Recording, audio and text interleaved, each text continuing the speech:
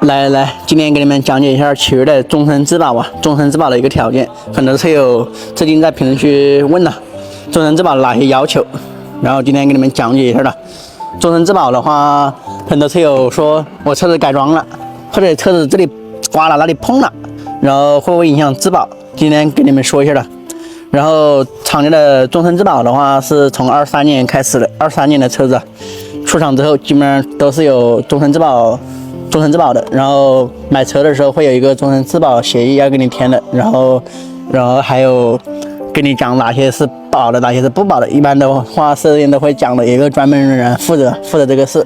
然后首先从它的一个改装吧，很多车友说我想加盲区监测啊，加一个记录仪啊，然后加一个这加一个那呀，这些东西加装的话，它加装的话只会影响加装地方的一个质保。就好比你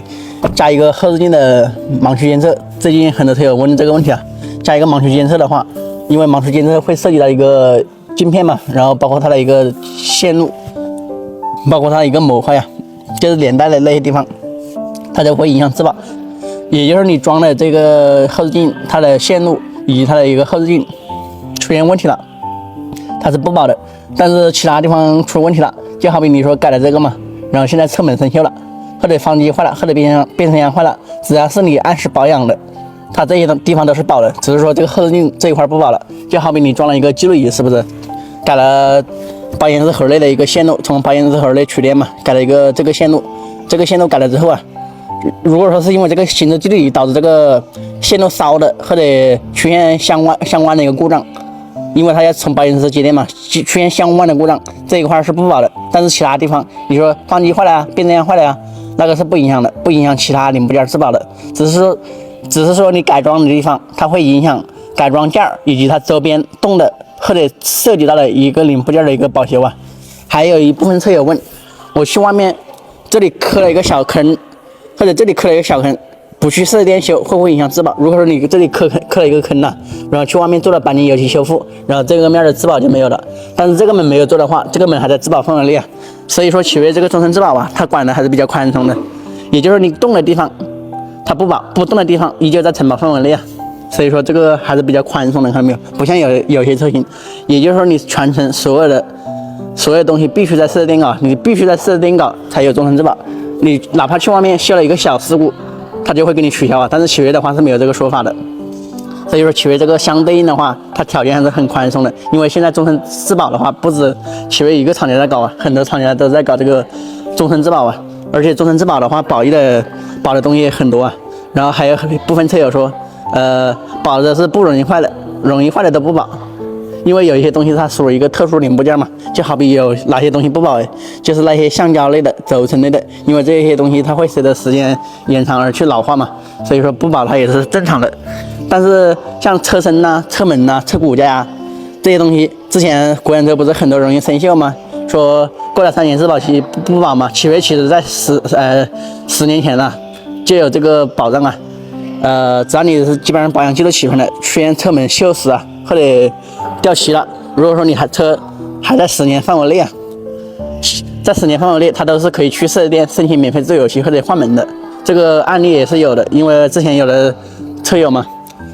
或者有些车型呢，因为这个车门它没有用那个镀锌钢板，时间长了会出现那个油漆脱落啊，甚至从这门边上生锈。这个像艾瑞兹5啊，艾瑞兹这款车型，它就没有用那个镀锌钢板，所以说有的车友可能停放的地方不好嘛，或者经常淋雨，导致这些门地方生锈啊。这些地方的话，像之前的车子也是有10年质保的，但是现在新款车子都用了镀锌钢板，用料都好了，也就是后期真的出现那种腐蚀生锈的问题，它也是在终身质保范围内啊。终身质保的话是，目前的话是30年，100年了，100年100万公里吧，100年100万公里一个保养周期吧，100年100万公里内或者200万公里、300万公里内，它都是在这个范围内的，都是可以保的。也就是这些车身骨架呀那些东西啊，它都在保修范围内。所以说像线路改装啊，或者像你换了一个玻璃啊，最近还有车友问，他说我这玻璃磕破了，去外面换一个玻璃会不会影响整车质保啊？其实这个它也是不影响整车质保的，就好比你去外面换的玻璃，是不是？它只会影响相对应的。假如说你去外面换了这个玻璃，导致这个玻璃没装好，导致把整个车内的线路以及它的地毯啊什么都泡坏了，它只是这些东西会影响质保，但是你这门就好比还是拿门来说，门生锈了，跟这个维修的话是不相关的，它也是不影响这个门的质保或者其他的地方质保。但是如果说因为你这个玻璃去外面维修之后导致车内进水，把车内导致搞生锈了，这个相关联的它也是不质保的。但是你这个门没有坏，这个门如果说正常损坏的话，它还在质保的，只是说连带的相对应的部件它的一个质保是有影响的，知道吗？这是最近大家伙很疑惑的。还有一个就是保养的一个要求，保养要求的话必须得按照保养使用说明书定期去保养。很多人说我不定期去保养还有没有质保？不定期去保养的话，整车的3年10万公里质保还是有的。但是如果说你发机啊、变速箱啊这些大部件出现问题了，你必须要提供2类维修资质以上的修理厂它的一个保养的一个证明相对应的你们可以去网上找，就是那些条件嘛。但是正常的质保，它3年10万公里质保还是有的，必须有2类维修资质的修理厂保养的一个记录，它也是可以给你保的。但是终身质保它不一样，整车3年10万公里质保是国家强制要求的嘛，终身质保是企业的个人行为。也就是说，你想要这个终身质保，你必须得按照企业厂家的一个保养要求去保养车辆然后给你们再看一下它的哪些特殊零部件不保吧。一审件和特殊部件这些基本上都是不保的。一个车有上万个零部件可能只有这些70-80个吧，70-80个是不在保修范围内的。像那些滤芯换油水刹车油这些它是不在保修范围内的。很多车友还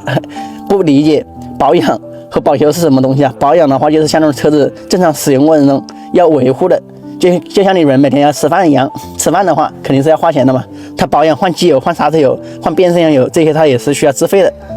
包括空气空调滤芯在使用过程中会损耗的，这就是属于一个一审耗件嘛，它就是不保的。然后特殊零部件是哪些东西？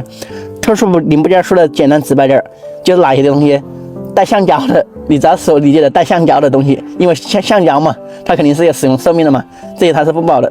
像各类油封节震器减震器里面也是有油封的嘛，包括轴承喇叭里面它也是有那种密封层的嘛，它也会进水的嘛。包括造景器这些东西里面是有轴承的嘛，就是有胶类的或者轴承类的这些东西是不保的，其他都是保的，也就这么多项嘛，就这2大块是不保的。一个车有上万个零部件其实只有这个小小的几十项不保，保障还是非常全面的，也不是像所有车友说的坏的不保，不坏的都保。你像以前那些车身生锈是不是都说国产车容易生锈放机变速箱不行它现在全部给你在保修范围内所以说保的也是比较全面的，管的也是比较宽松的。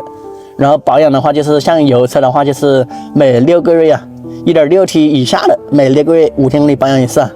2.0T 的话就是每半年嘛，就6个月7500公里保养一次新能源系列的话就是首次保养半年5000公里嘛，后面每次保养的话就是1年1万公里保养一次。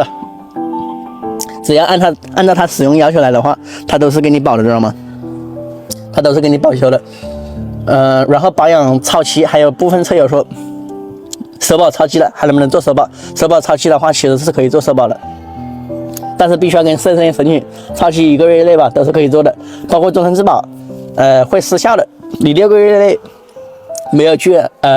定期保养的话它会有一个失效期的，15天以内的话是可以不做保养申请回来的，直接变回来的。如果说超过了15天1个月内就必须要去4S店保养，然后打申请让4S店打申请到厂家然后申请过的话也是可以申请这个终身质保申诉回来的，也就差不多应该是在7个月内的车子吧。尽量你们能不要差就不要差，每次超多的话也是会影响它这个质保的，知道吗？这个就是企业的一个终身质保的一些你们疑惑的地方嘛，一个就是换件，一个就是改装，第3个就是一个保养，就这3类嘛。你们如果说还有什么不懂的，也是可以在评论区给我留言的，或者私信留言都是可以的。这个就是奇瑞的一个终身质保的一个解读吧，可以点赞收藏以备后用，也可以分享给更多的奇瑞车友，让他们也了解这个奇瑞终身质保的一个条款吧，差不多就是这个意思吧。